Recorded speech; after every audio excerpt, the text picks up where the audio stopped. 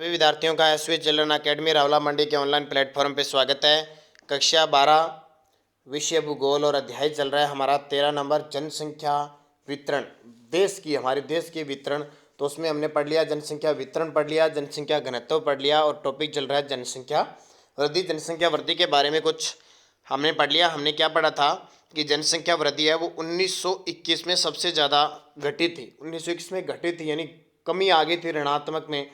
और यहाँ सबसे ज़्यादा किस वर्ष बढ़ी थी, तो यहाँ देख सकते हैं अब की बार 2011 में तो 17.64 बढ़ी और सबसे ज़्यादा बढ़ी हुई पाई गई है 1971 में। सबसे ज़्यादा बढ़ी थी 24.80, घटी 1921 में, ये आंकड़े देख लिए। और अब की बार 17.64 घटी।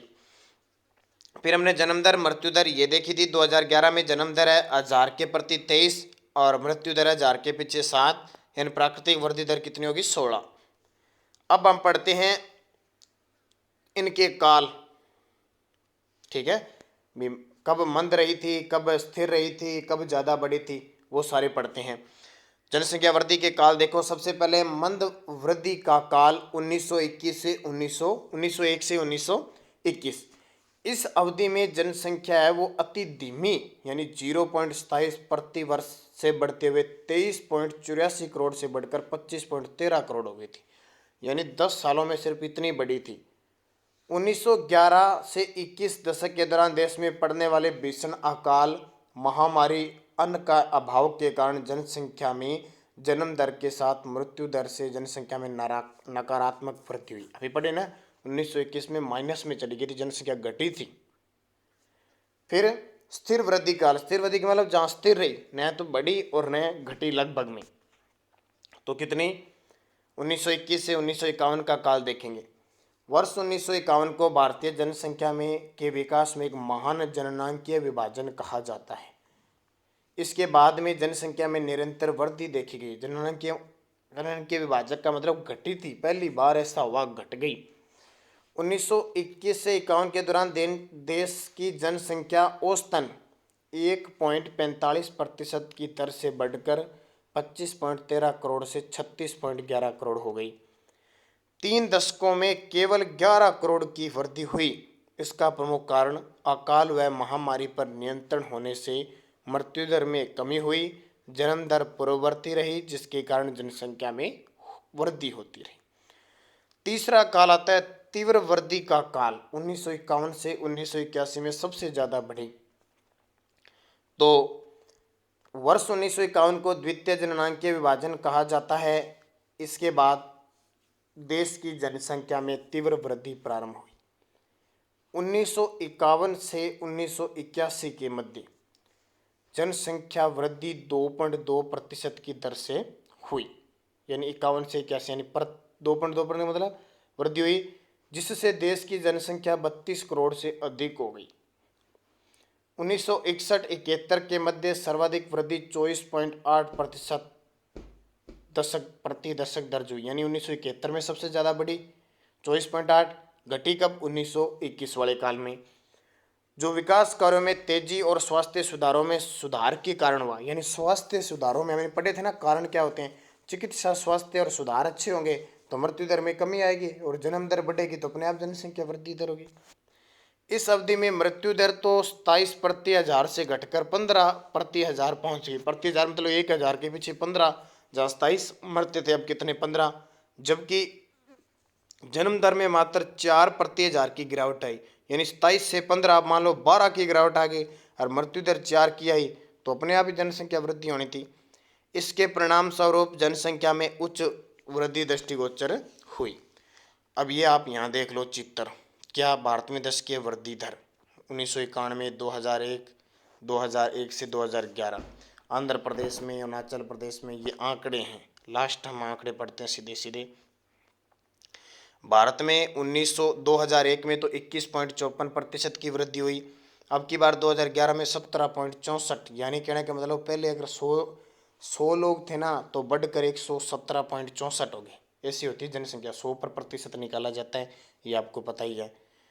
तो यानी प्लस कितने हुए, 3.90% हर साल बढ़ी।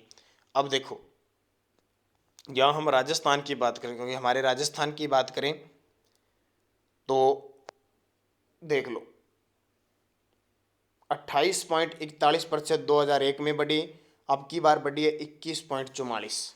तो घटी है, देखो 0.697 है वो कम हुई है, 0.697 कम हुई है, पहले ज़्यादा थी। या 10 के परिवर्तन देखो प्रतिशत में देखें तो भी, या राजस्थान में, ठीक है।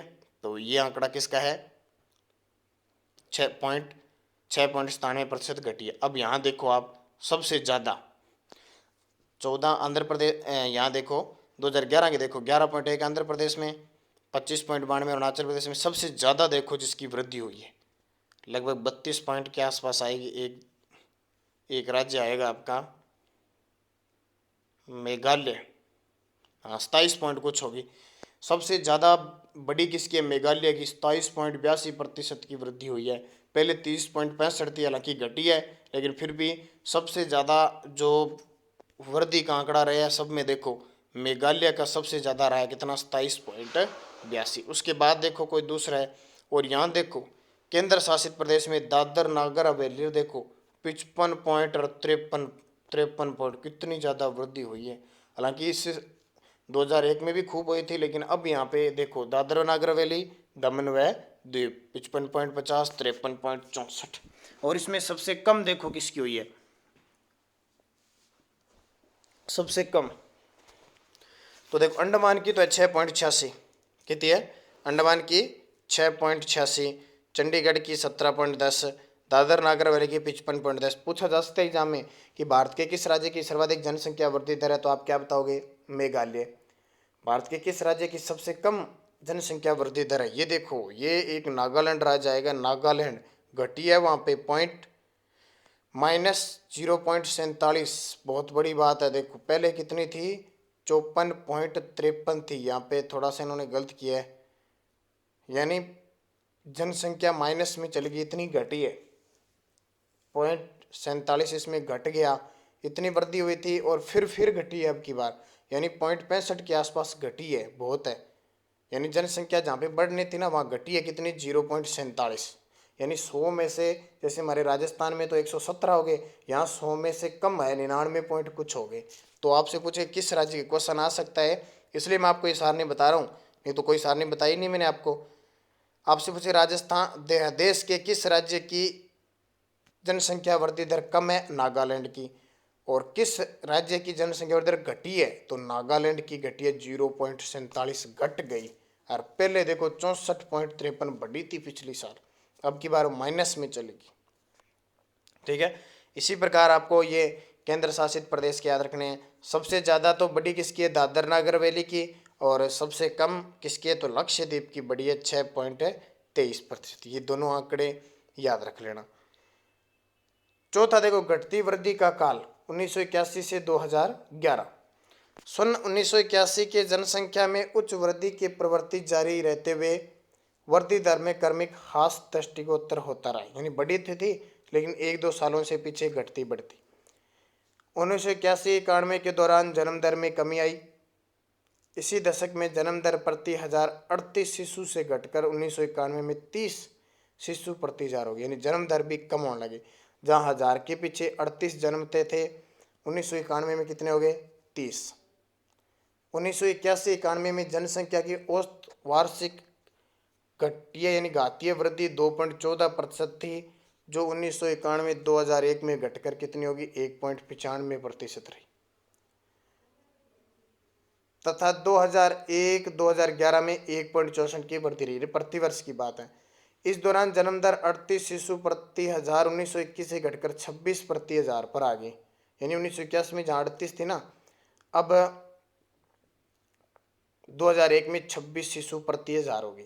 मृत्यु दर प्रति 15,000 से घटकर 8 हो गई, यानी लगातार मृत्यु दर भी घट रही है और जन्म दर घटेगी, यानी जन्म दर को मेंटेन, दोनों कॉम्बिनेशन अच्छा होगा ना, तब जनसंख्या स्थिर होगी। जनसंख्या में हास की ये प्रवृत्ति परिवार नियोजन कार्यक्रम की सफलता और छोटे परिवार अपनाने की प्रेरणा। आपको पता है हमारे 1995 के बाद ऐसा सिस्टम हो गया कि अगर किसी की 3 संतान है तो उसे चुनाव लड़ने का अधिकार नहीं है, और अगर आपको प्रमोशन चाहिए, नौकरी लगना है, तो आपके 3 संतान होनी चाहिए, 2 ही संतान हो जाते। ऐसे परिवार नियोजन की प्रक्रिया में चल रही है, तो कुछ प्रभाव पड़ा है। अब देखिए जनसंख्या वृद्धि का स्थानिक प्रतिरूप। 1991, 2001 तथा 2001-2011 के दशक के दौरान राज्यों व केंद्र शासित प्रदेशों की दशकीय जनसंख्या वृद्धि दरों के तुलनात्मक अध्ययन से स्पष्ट होता है कि लगभग सभी राज्यों और केंद्र शासित प्रदेशों में 1991-2001 की अपेक्षा 2001-11 में ह्रास दर्ज हुआ। 6 सर्वाधिक संकुल राज्य उत्तर प्रदेश, महाराष्ट्र, बिहार, पश्चिम बंगाल, आंध्र प्रदेश और मध्य प्रदेश में 1901-2001 की अपेक्षा 2001-11 में दशकीय वृद्धि दर के प्रतिशत में क्या ही गिरावट आई। न्यूनतम आंध्र प्रदेश में 3.49 अंक का दर्ज हुआ और महाराष्ट्र में अधिकतम 6.74 अंक। इसके विपरीत तमिलनाडु में 354, पांडिचेरी में 7.10 वृद्धि दर्ज की सुसारणी में देखी थी। फिर सन 2001-11 के दशक में छत्तीसगढ़, तमिलनाडु और पांडिचेरी के अपवाद सहित सभी राज्यों और केंद्र शासित प्रदेशों में 10 की वृद्धि दर में गिरावट दर्ज हुई। सर्वाधिक ह्रास यानी कमी वाले आपको पता ही है, नागालैंड में 65% की कमी हुई, यानी 65 थी सारी की सारी कमी होगी। सिक्किम में -26.70 की कमी हुई।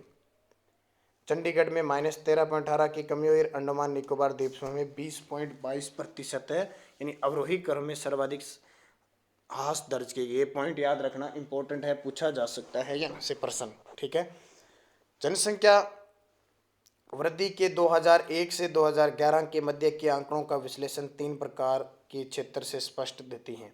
तीव्र जनवृद्धि के क्षेत्र। भारत में इस अवधि में 30% से अधिक जनसंख्या वृद्धि के राज्यों के अंतर्गत मुख्य रूप से हमने देखा था ना दादर नागर हवेली दमन द्वीप यानी 55% के आसपास थी।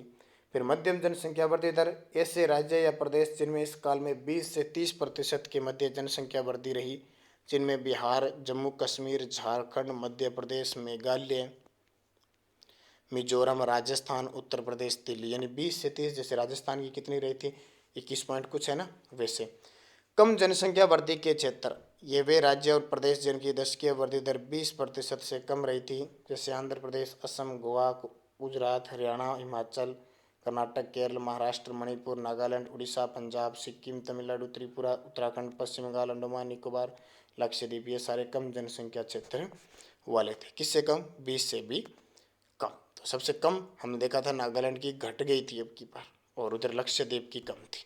तो ये चीज़ें आ गई। अब जनसंख्या वृद्धि के प्रभाव क्या होते हैं, इनके बारे में हम अगले वीडियो में अध्ययन करेंगे। तब तक आप इनको बढ़िया तरीके से पढ़ना, क्योंकि बारीक बारीक चीज़ें हैं, ध्यान रखना। कारण क्या है, प्रभाव क्या है, तीव्र जनसंख्या वाले, घटती जनसंख्या वाले क्षेत्र, मध्यम क्षेत्र, ऐसे पॉइंट ऑफ से याद करने। इनको प्रश्न आ गया जनसंख्या वृद्धि के कालों को दर्शाइए, तो आपको मंद वृद्धि का काल 1901 से 1921, स्थिर वृद्धि का काल 1921 से 1951, तीव्र वृद्धि का काल 1951 से 1981, घटती वृद्धि का काल 1951 से 2000। ये चीज़ें आपको याद रखनी है। फिर आपको जनसंख्या वृद्धि का स्थानिक प्रतिरूप पूछ ले तो तीव्र जनसंख्या वृद्धि के क्षेत्र, मध्यम जनवर्ती क्षेत्र और तीसरा कम जनसंख्या वृद्धि के क्षेत्र। इस तरह एग्जाम में पूछे जा सकते हैं। तो अब आगे हम पढ़ेंगे, तब तक इनको आप किताब में से पढ़ा करो। ऐसे नहीं यहाँ एक बार मैंने बता दिया, इसके बाद में दोबारा किताब से रिवाइज करेंगे, वो किताब वाला आप बहुत याद रहेगा। ये तो आप अपने कॉन्टैक्ट हो नहीं पाता है, इसलिए अपने मोबाइल का सहारा लेना पड़ता है। तो एक बार यहाँ तो पढ़ लिया, समझ लिया, अब आपको क्या करना है कि किताब में से एक बार जरूर पढ़ना है, तुरंत ही पढ़ लिया करो, ताकि आपके दिमाग में रहेगा कि सर ने बताई क्या चीज़ थी। फिर हम कल जनसंख्या वृद्धि के प्रभाव पढ़ेंगे।